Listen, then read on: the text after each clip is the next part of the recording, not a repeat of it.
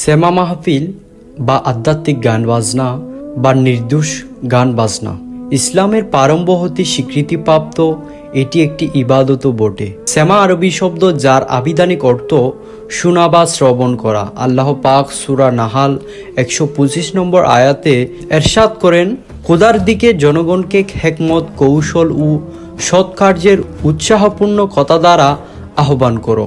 সুতরাং উক্ত আয়াত হিকমত শব্দ দ্বারা সুফিগণ গান বাজনার বাদ্যের সুন্দর সুর দ্বারা মানুষকে আল্লাহর পথে আহ্বান করাকেই বুঝিয়েছেন।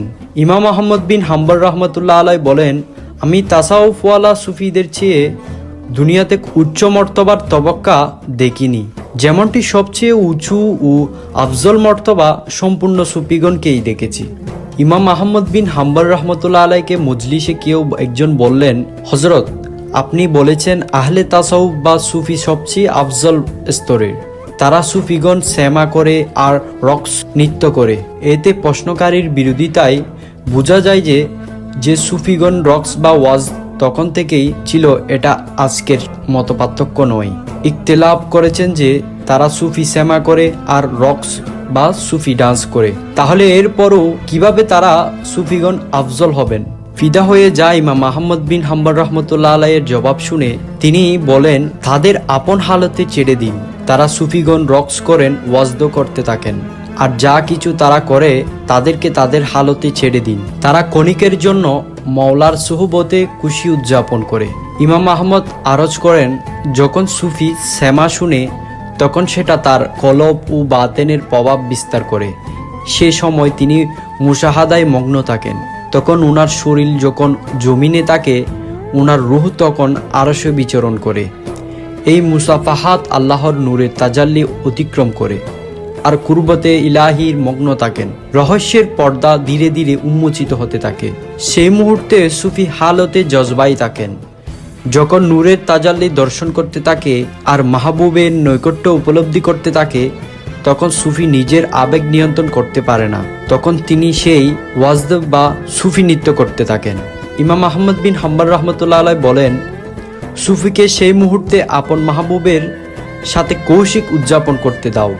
এই যে সুফিগণের তাসাউফ আর তাসাউফের বিভিন্ন পথ, তন্মধ্যে কোনো তরিকার সেমা ও ওয়াজদ আছে, আবার কোনো তরিকার নেই, তো জিকিরে ওয়াজদ আছে, যার সম্পর্কে আল্লাহ তাআলা বলেন, মাওলার বান্দা ওই ব্যক্তি যিনি দাঁড়িয়ে, বসে ও পার্শ্ব হয়ে জিকির করে।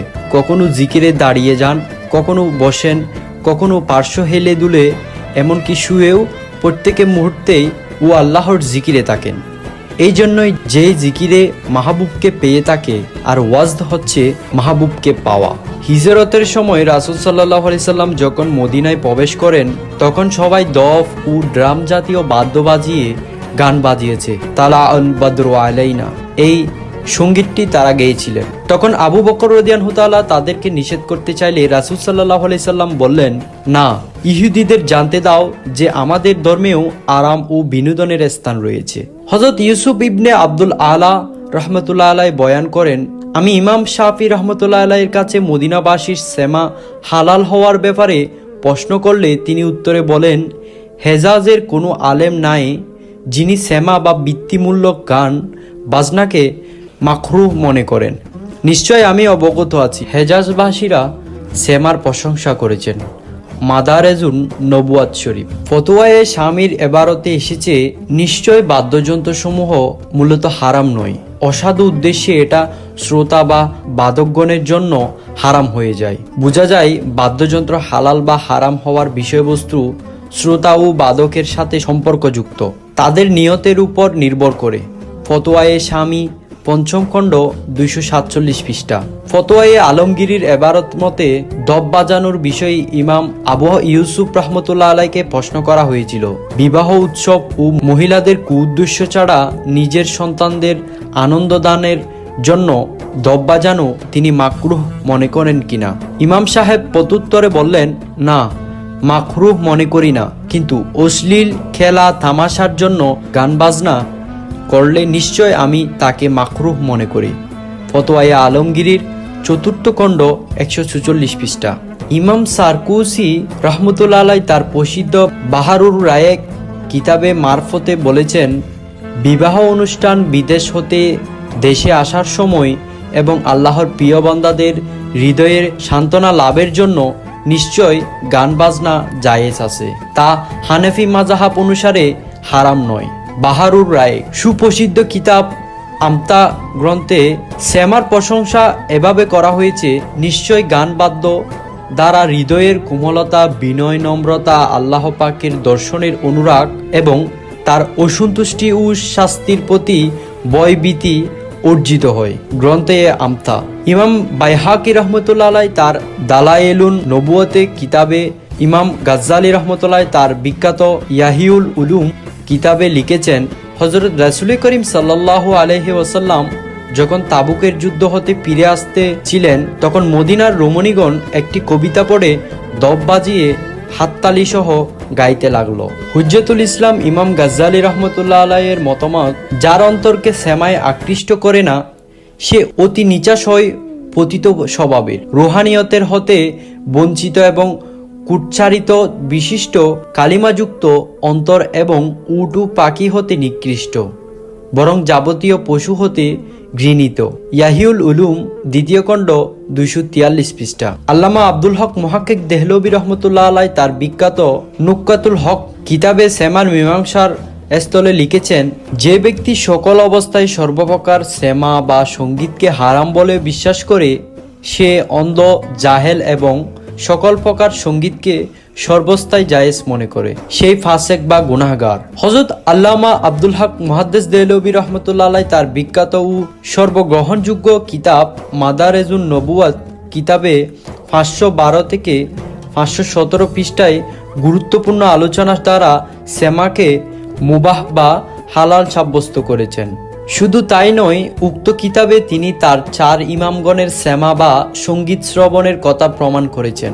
হানেফি মাযহাবের চিফ জাস্টিস হিসাবে খ্যাত আল্লামা মুল্লা আলী কারি রহমতুল্লাহ আলাই তার শ্যামা বা সঙ্গীত গ্রন্থে বলেছেন, নির্দোষ সঙ্গীত শ্রবণ করার সিদ্ধতা ইমাম আবু হানিফা, ইমাম মালিক, ইমাম শাফি, ইমাম আহমদ ইবনে হাম্বল রহমতুল্লাহ আলাই হতে প্রমাণিত আছে।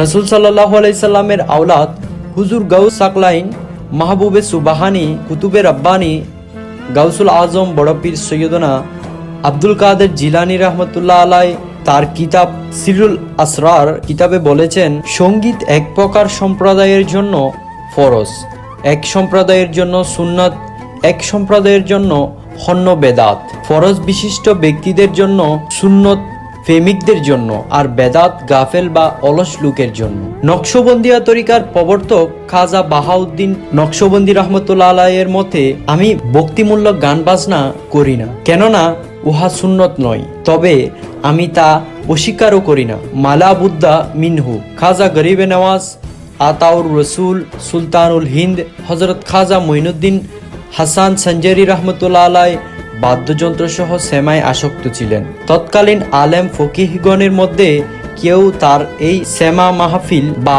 গান বাজনার বিরোধিতা কিংবা অস্বীকারী ছিলেন না। সিরুল আক্তাব গ্রন্থের বর্ণনা মতে, সুলতানুল আরেফিন গরিবে নওয়াজ খাজা মঈনুদ্দিন চিশতির আজমিরি। হযরত আয়েশা রাদিয়াল্লাহু তাআলা আনহু থেকে বর্ণিত, রাসূলুল্লাহ সাল্লাল্লাহু আলাইহি ওয়াসাল্লামের আদেশ, তোমরা বিবাহ প্রচার করো, 2-এর অধিক দব বাজিয়ে বিবাহ কাজ সম্পূর্ণ করো। তিরমিজি। এইসব দলিল সাপেক্ষে বোঝা যায় যে শ্যামা ইসলামিক শরীয়ত মোতাবেক জায়েজ এবং এটি একটি নির্দিষ্ট নিয়ম অনুযায়ী নিয়মের বাহিরে গেলে এটি গুনাহও বটে। মাইজভান্ডারি তরিকা ও অন্যান্য তরিকার মধ্যে শ্যামা একটি আনুষঙ্গিক ইবাদত। মাইজভান্ডারি শ্যামা বা গান উপভোগের বিষয় নয়, উপলব্ধির বিষয়। কালামে সৈয়দ হাসান মাইজভান্ডারি মাদ্দাজিল হুল আলী। বরং এই বাণী ও দলিলের মাধ্যমে বোঝা যায় মাইজভান্ডারি সঙ্গীত বা শ্যামা সঙ্গীত একটি নিজের রুহকে আত্মশুদ্ধি করে খোদার কাছে বিলীন হয়ে যাওয়ার এক অনুরূপ পথ।